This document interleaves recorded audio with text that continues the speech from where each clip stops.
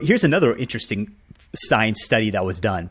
So they took fleas and they put them inside of a jar, a glass jar, and they took the lid off of that jar.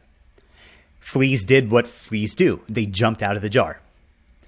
But they did something really interesting. They took that lid and put it back on that glass jar for like a period of 3 days, like a really short period of time, or maybe a week or whatever it is.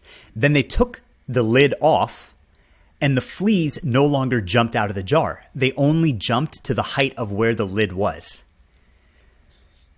So they learned new limitations. They learned new limiting beliefs that they no longer realized they're capable of jumping out of that jar.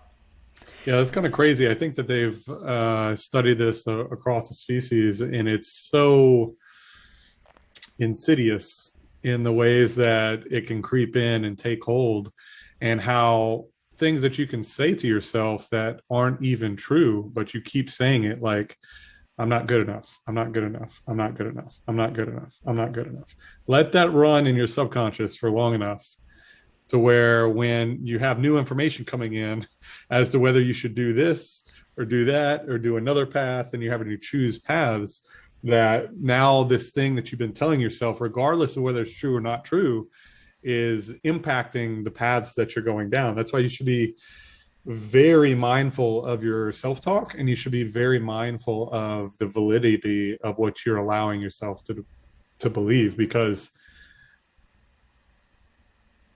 it's unlocking or inhibiting your future self forever. Almost not, maybe not forever, but like at least till you're dead.